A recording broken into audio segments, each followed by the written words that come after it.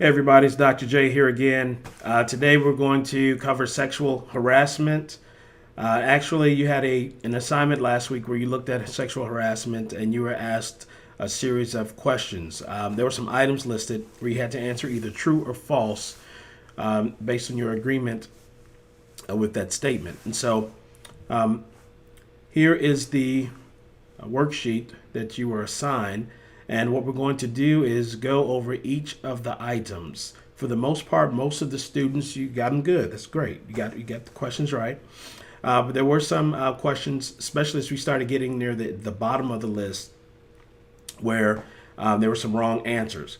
So don't feel bad. The good thing about it is this is a course where you're learning about workplace diversity. And workplace diversity has sensitive issues. It's a sensitive topic. So it's not something that's always discussed at home or even at work.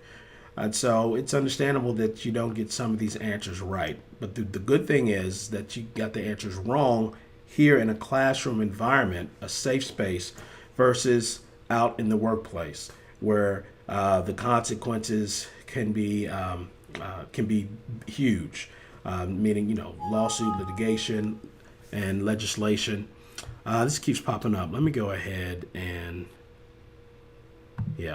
sorry about that. So, what about you? How much do you know about sexual harassment? You have to indicate for each of these statements whether you believe the statement is true or false. So, let's start with number one. Sexual harassment is unprofessional behavior. That's a rather easy question when you agree, and that answer is true. Sexual harassment is unprofessional behavior. And of course, these questions begin easy, but then they get more challenging as we move down the list. Two, sexual harassment is against the law in all 50 states. The answer to that question is true. Sexual harassment is covered under Title VII of the Civil Rights Act of 1964. That is a form of federal legislation. And so that covers all 50 states. Specifically, Title VII protects employees against discrimination based on race, religion, sex, gender, or national origin. And when it comes to sexual harassment, sex and gender are the specific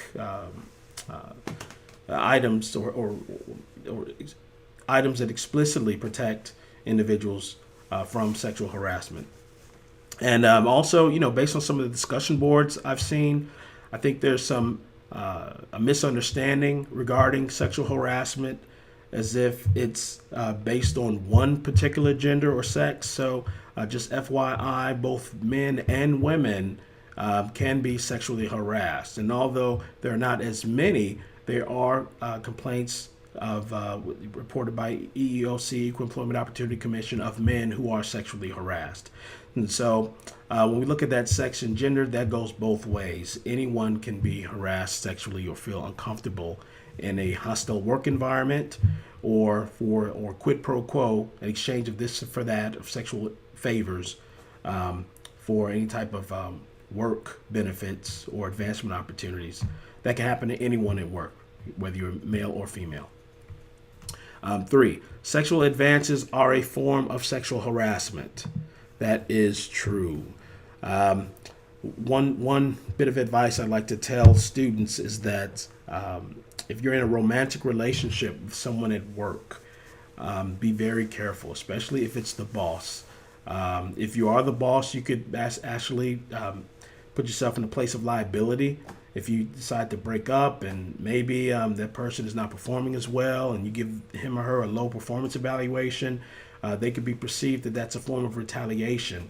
And when we look at quid pro quo, sexual favors or sexual harassment, maybe they might perceive you to treat them a certain way because you are no longer in a relationship. If you are an employee, I strongly encourage that you do not get into any type of relationship with others. Now, some organizations, some companies, they have policies in place that prohibit any type of work romantic relationships. or some policies. Some organizations have policies in place where if you do have a relationship with someone at work, you have to report it. I've worked at other companies where if you have a relationship with someone, you have to report it, and as a result of that reporting, you might be placed in different divisions, and especially there's a care to make sure that there's no status difference between you two, like a boss and an employee, his or her subordinate. They're in a relationship in the same department. So, but overall, sexual advances are a form of sexual harassment. If it's somebody you like at work and you're asking them out for a date or asking them out for drinks or something repeatedly, and they say no, you could be potentially they could feel intimidated by that. So no means no at work. Item number 4: a request for sexual activity is a form of sexual harassment. That also is true. 5: verbal or physical conduct of a sexual nature may be sexual harassment. That is true. So it does not always have to be physical. Obscene language, lewd gestures, obscene, profane objects or posters or pictures that are misogynistic around your workplace. All these different types of things can create what's known as an hostile environment for anyone, and can be deemed as sexual harassment. 6: sexual harassment occurs when submission to sex acts is a condition of employment.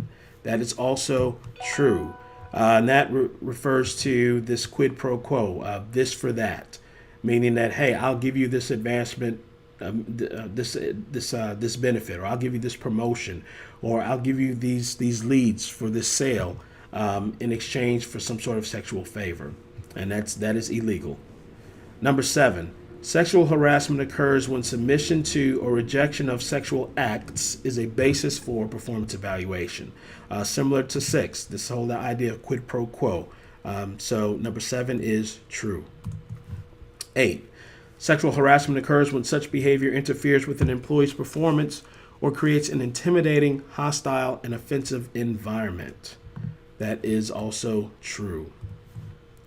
9: sexual harassment only includes physical contact of a sexual nature, such as touching. That is false, because as I mentioned earlier, sexual harassment does not have to be physical. It can be verbal. It can be gestures. It can be something that's seen by you or overheard by someone else. So you want to make sure that you're engaging in professional behavior at work all the time. And then 10: sexual harassment requires that a person have the intent to harass, harm, or intimidate. That answer is false. So ignorance is no excuse for the law. It does not matter if you did not intend to harm or harass or intimidate anyone by your behavior or by your language or anything like that. You're still held liable. That's why it's important for so many organizations to conduct sexual harassment trainings on an ongoing basis, and also to evaluate the effectiveness of those trainings, following up, finding out if there are incidents of sexual harassment at work, having hotlines, anonymous hotlines, so that people can maintain their anonymity and report what they see, even if if they're not the target of sexual harassment or victims of sexual harassment. They'll feel like they're in a safe environment where they can report it as well. Also, using types of evaluations to ask individuals at work, what's the likelihood that you will use some of what you've learned in this training to be a better employee, to be a better citizen, and to speak out for those who you believe are being sexually harassed or intimidated. And then when you follow up for the next, and sexual harassment should not just be a one-time thing. It should be ongoing, and also every year receive this. Even people who've been to a sexual harassment training should get it every year. And even if it's something as simple as a module, which are not as effective necessarily as face-to-face trainings with where we're able to model behavior with role playing and things like that. But even something as simple as a module where people complete it online, like this checklist, is important to make the issue salient to employees so that you can have a culture where everyone feels safe and sexual harassment is not a problem. So, for those who got all 10 questions right, congratulations, that's great. For those who didn't, that's also good because it's good for you to make these mistakes in class versus out in the real world where the consequences can be very dire for you. So, hope you liked this activity, and I look forward to chatting with you on the discussion boards in this upcoming week, and you enjoy the rest of your day. Peace out from Dr. J.